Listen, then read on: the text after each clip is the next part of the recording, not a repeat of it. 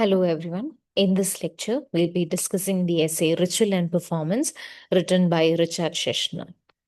So, in this essay, he discusses about how ritual and performance, though seen as extremely different from each other, is interconnected. So there is some sort of connection between ritual and performance. He says that when we look at it, ritual is always associated with, let's say, religious rituals or some other sort of rituals, whereas performance is associated with theater. This is how we have interpreted these two terminologies. And he says that this difference in interpretation has come as a result of Western influence or ideologies. But if you look back in history, if you look at ancient times, you can see how these two are very much interconnected. These two are one and the same. So he says that both these acts aim into healing, education, social bonding, etc. So that is what he discusses throughout the essay, and gives us evidences from the past, from ancient times as well. So he starts off by discussing about how performance and ritual existed even in Paleolithic times. Theater and ritual dates back at least to Paleolithic times and involved human activities such as dance, singing, impersonation, and storytelling. Neither ritual nor theater has precedence as both are integrally human practices. Early stages in caves, there are evidences showing footprints moved in circles. This might have been part of ritual. Schechner says that one shouldn't assume it was only ritual. So he says that if you look back into these cave paintings and all, not only cave paintings, but evidence is left behind in caves, you can see how there are footprints of early humans and how they used to move around in circles and all. So he is saying that it might not have simply been a ritual, it can also be associated with the performance. So he's saying that if you look at the drawings as well, cave drawings as well, there are people standing in circle holding weapons, or standing around the fire doing some sort of ritual. But he's saying that what if that was not simply a ritual? Why are we simply thinking of it as only a ritual?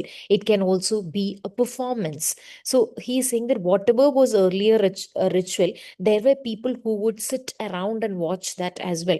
There were people performing the ritual, or there were others who would, other people of that community or tribe, sitting together and observing them. So it was a ritual and a performance at the same time. The idea that ritual came first and theater largely is Western and linear. So he says that there are double desires of early human performance. When you look at that early human performance or ritual, there are double ways in which the end result is seen.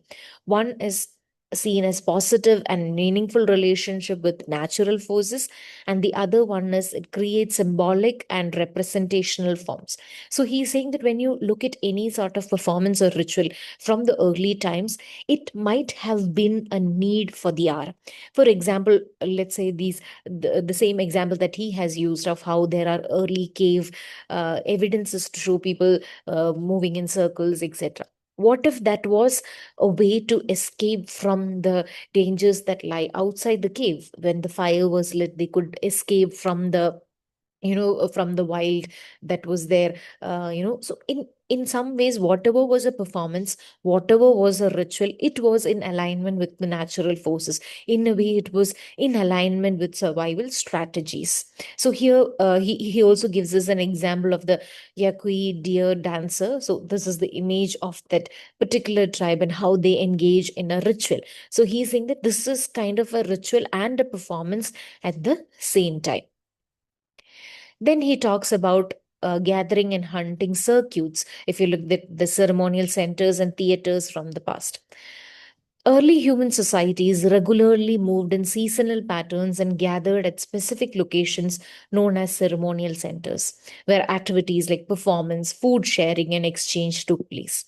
What distinguishes humans from animals in such spaces is their ability to transform natural environments into cultural ones by writing on them either visually through paintings and carvings or orally through stories and traditions. So here he is saying that if you look at the past, so he's also giving us an image as an example. So if you look at the image on the right hand side, this is a drawing that he uses in his essay. So he's saying that if you look at the placement of the camps, it is very much near to the cave or to the hills or to the river where they can gather resources. So he's saying that this movement from one camp to another, or from one location to another, or what he calls as ceremonial centers, from one ceremonial center to the other, it was based on other factors. It was based on factors like availability of resources, availability of food, water, safety. And these places, when they gathered, it was accompanied with other activities like performance, food sharing. There were communications, like, social bonding happening. So all this also took place along with it. So he's saying that this is how these places transformed from natural environmental habitat to cultural locations. Because when these people, so it is very similar to the animal kingdom as well, how animals migrate from one location to other based on the resources available. So early human beings used to do that. But he is saying that how this act distinguishes from that of animals is how there is a cultural formation happening. Either they are doing these cave paintings, either they are writing down something, drawing down something, carving something, or oral narratives, exchange of oral narratives is happening. So, this is how these ceremonial centers where performances or rituals took place transformed into cultural centers. He gives us an example as well. In Aboriginal Australian tradition, song lines are oral stories that are sung as people travel across the land. Among the Buti people of the Mulimu ritual involves singing, dancing, and the sound of a hidden wooden trumpet, which brings the forest to life as something sacred and active, not just a physical space. So these are some examples he gives us of how even how all these comes together, not just music, not just dance, but all these activities come together.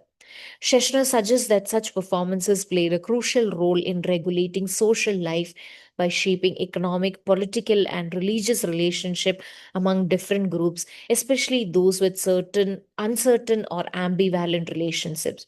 So here he is saying that when these performances happen, when these ritualistic practices happen, it kind of gave way to social life. It kind of regulated the social life, because the groups that came together, that mingled together, followed the same practices. It kind of gave way to the later religious practices or religious groups, etc.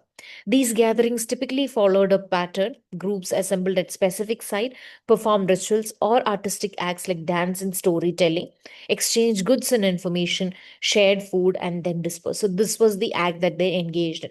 And in between the sharing food and information and all, the cultural contribution also happened. So this is the image he uses to explain about this camp and how this cultural centers, etc. Hunting, play, and performance. So he is also now again talking about the early humans, and he is saying that these three terms are very much interconnected. So when he says performance over here, he's connecting it with ritual also at the same time. So he is saying that these were the major acts that these people engaged in: hunting, playing games, and performing or rituals. So he's saying that when you look at the act of hunting, what happens? The act of hunting is not purely functional. It includes symbolic elements such as sharing of prey, which reinforces group unity and social bonds. Learning to hunt also resembles theatrical training, as it involves play, improvisation, and repeated practice or rehearsals.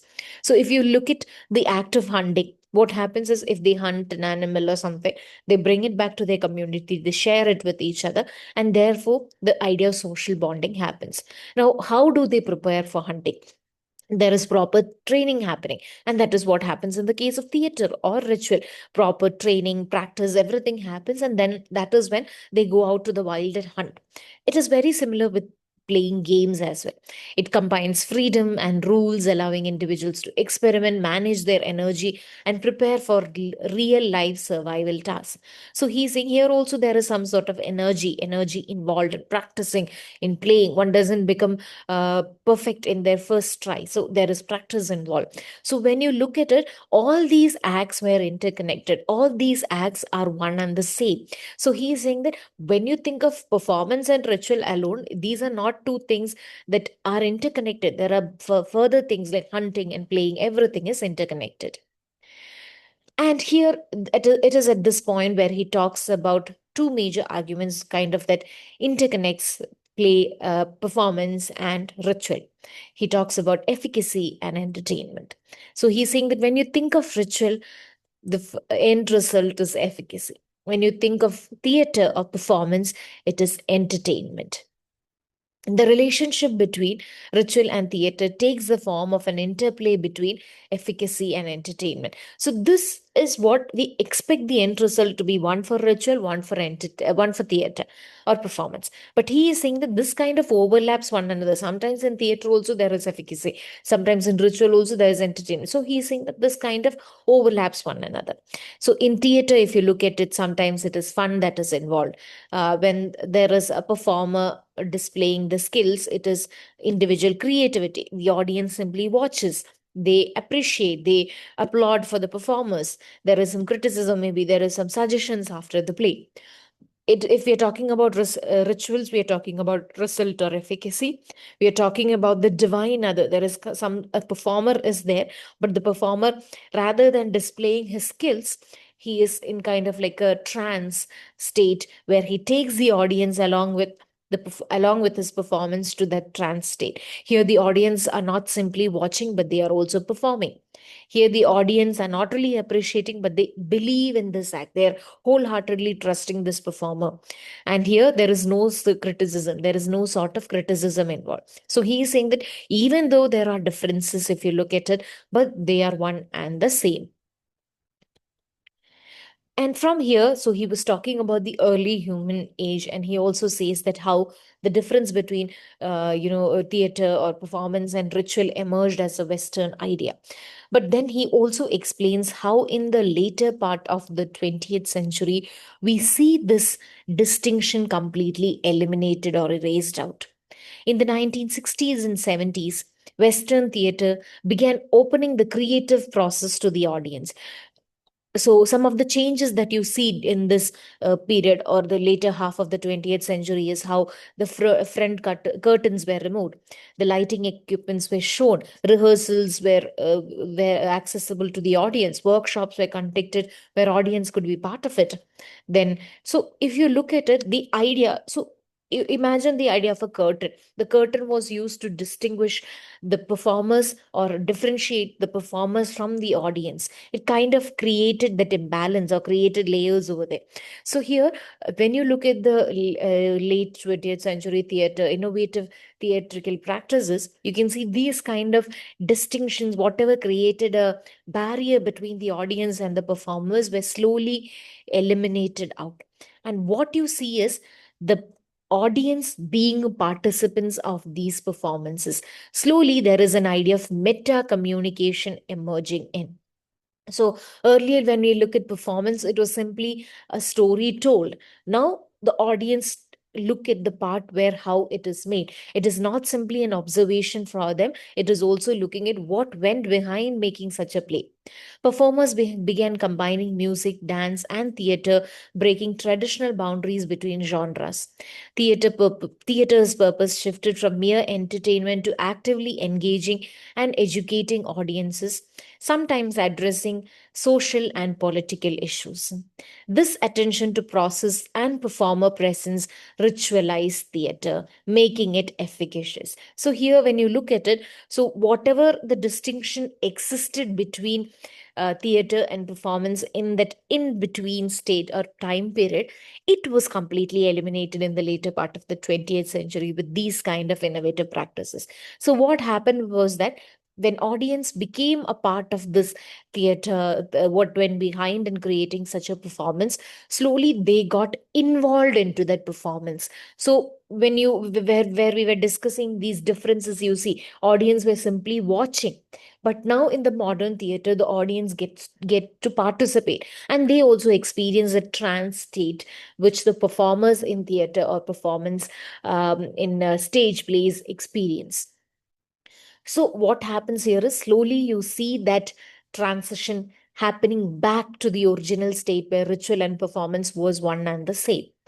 Western theater fluctuates historically between dominance of efficacy and entertainment, with periods balancing both, leading to flourishing theatrical creativity. So here he is saying that there were some ages where you could only see efficacy, sometimes you could only see entertainment. There were periods, without proper balance. But the modern theater kind of created this particular balance.